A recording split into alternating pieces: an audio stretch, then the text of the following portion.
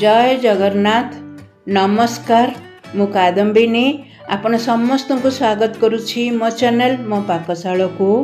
आज मु मीठा आंब आचार तैयारी करबा पे जाउछि।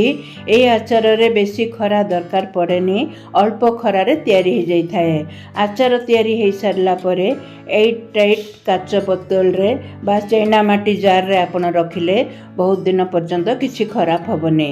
खट्टा मीठा राग लूण हेइथिबारु आचार खाइबा पे बहुत भल लगे। आचार रखिबा जो पात्र आपण यूज करुचंती बा जो स्पून आपण आचार काढ़ा व्यवहार करुचंती से सब पुछिकी पानी जमा लगी नथिबो आपण व्यवहार करिवे, नले आचार जल्दी खराब हो जिवो। चलंतु आज आमे आचार तैयारी करदबा। आचार तैयारी करबा पे 2 किलो आंब मुनेछि, पुचका हे नथिबो, माड़ बाजी नथिबो, गछरु पवन हेले आंब तले झड़ी जाए, तले पड़ी नथिबो सेमिति आंब आमे नबा। आंब को मु भल भाव धोई दे छाणी देछि। छाणी हो सारा पर आंब को आमे भल भाव पोछि दबा। जदि आंब रे अल्प टिके पानी रही गला तो आचार खराब हो जिवो। चलंतु एबे आमे आंब को काटी दबा। मु तो छुरी रे आंब काटुछि। आपन पाखे जदि आचार रो आंब काटिबा पनिकी थिबो से पनिकी रे भी आपण आंब को काटि परिबे। देखंतु आंब मु एबे काटी देली। आंबरू कोइली आमे काढ़ी दबा। कोइली तले पतला जरी परी आंबरे थिबो सेटा को भी काढ़ी दबा। टांकु थिबा आंब आंबे नबा। टांकु थिबा आंबरे आचार कले आचार बहुत दिन जीवो, आचार भी टेस्टी लागिबो। एबे आंब को आमे 3 भाग करी काटी दबा। आचार करिया पे आंब को मु एंती छोट छोट खंड करी काटुची। आपनका पसंद अनुसार आपण छोट बड़ खंड करि परिबे। देखंतु ए आंब मु सबु जाक काटी देली। एमिति आमे सबु आंब काटी दबा। मु एबे सबु आंब काटी देली। एमिति मु छोट छोट खंड करी आंब काटिची। चलंतु एबे आमे आंब को लूण हळदी पकई बतुरे दबा। लूण हळदी पकई बतुरेबा पई एमिति मोटे प्लास्टिक डबा नेची। डबाटा भल भाव धुआ धोई करी खरारे सुखाई देची। डबारे एबे जमा पानी नहीं। एबे एथिरे आमे आंब पकई दबा। तापरे स्वाद अनुसार लूण हळदी गुंड पकेबा। परे आमे मसला पकेबा टाइम रे लूण हळदी आ पकेबानी। एका सहित एबे आमे लूण हळदी पके दबा। एबे आमे तळ ऊपर करी भल भाव रे लूण हळदी आंबरे मिसै दबा। एबे आ जहा भी आंब अछि सबु जाक पके दबा। एमिति तळ ऊपर करी सबु जाक आंबरे लूण हळदी मिसै दबा। सबु आंबरे लूण हळदी लागी गला। एबे ढांकुनी ढांकी दे 2 दिन पे साइड रे रखी दबा। 2 दिन हेई गला। एबे हमें ढांकुनी खोलिकी देखिबा। डबारे भर्ती आंब हेइथिला, एबे पूरा अधा हेई गला। आंबरू पानी बाहरिची। एबे हमें आंब को गोटे छणा रे छाणी दबा। आंबरू पानी झड़िला पर्यंत आंब को एमिति केते समय रखी दबा। देखंतु आंबरू पानी बाहरिला। आंब खरारे सुखाइबा टाइम रे आमे पानी की भी सुखाई दबा। एबे आंब को गोटे थाली रे गोटे गोटे करी सजेई की रखी दबा। तळे चुप्पा थिबो, ऊपर टांकु थिबो, एमिति गोटे गोटे करी आंब को सजेई की रखी दबा। मु तो थाली रे आंब को खरारे सुखौची। आपन पाखे जदी सफा कपड़ा बा चाउल जरी को भी सफा करी बा अन्य कोनोसी जरी थिले सेथरे भी सुखाई परिबे। मोर 4टा थाली हैला आंब को नेकी मु खरारे सुखाई देली। आंबरू जो पानी बाहरी थिला पानी को भी आमे खरारे सुखाई दबा। चलंतु एबे आमे आचार पे जहा सब मसला दरकार देखि नबा। 250 ग्राम मु सोरिष नेची। सोरिष को भल भाव मु धोई देछि। धोइबा टाइम रे गुड़ी बाली काढ़ी भल भाव धोई दे खरारे सुखाई देछि। 500 ग्राम मु गुड़ नेची। 2 किलो आंब को आधा किलो गुड़ आमे नबा। लाल सुखिला लंका, काश्मीर लंका गुंड, हळदी गुंड, हिंगु, लूण, मेथी, जीरा, पान मधुरी नबा। चलंतु एबे सबू आचार पे मसला भाजी दबा। मसला भाजिया पे गोटे फ्राई पैन ने गैस रे बसे दबा।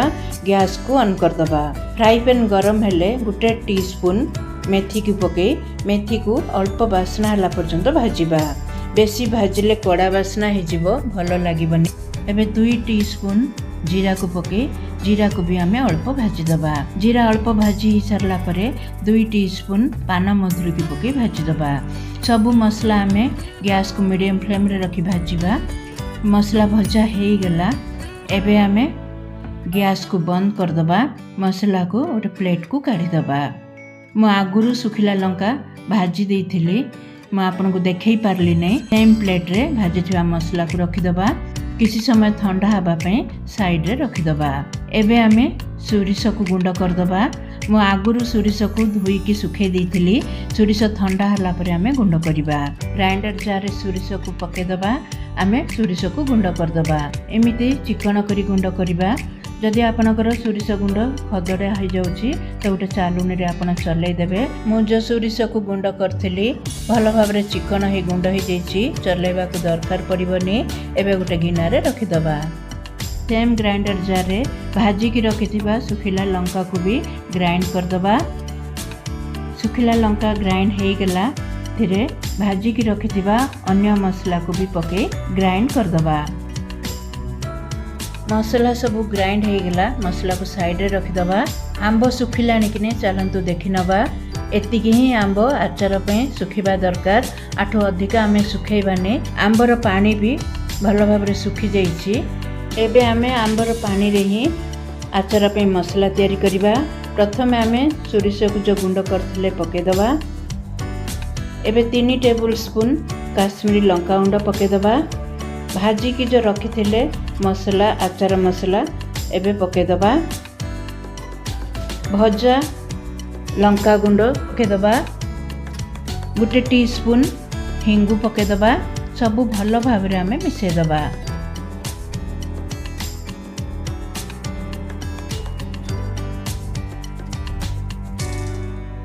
एबे एथिरे गुड़ पके भल भाव रे मिसेदबा।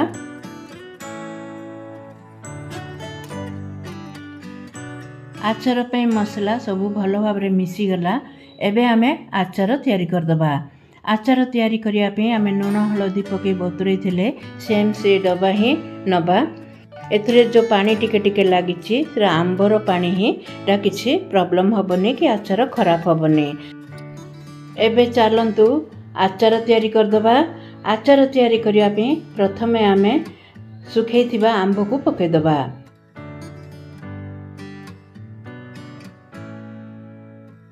आंब पकेला परे एबे आमे मसला पकेबा।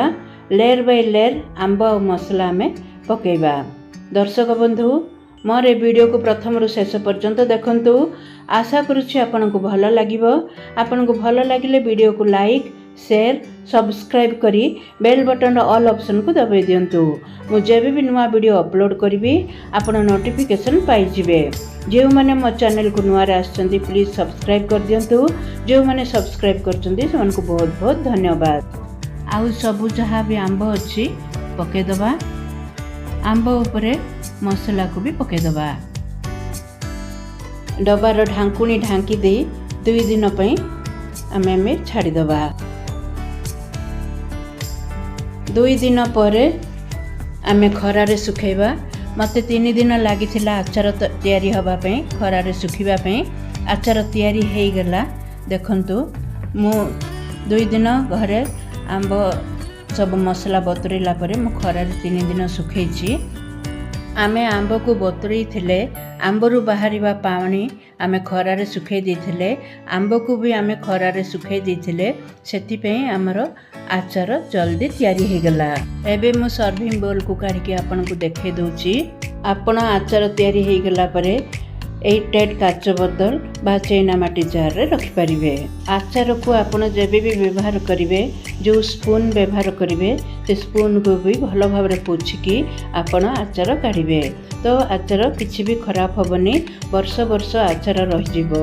देखंतु मोर चटपटा खट्टा मीठा आंब आचार तैयारी हो गला। आपन तैयारी करंतु। आपनकर अनुभव मते शेयर करंतु। रहिली दर्शक बंधु पुणी देखा हबो अन्य एक नुआ वीडियो रे।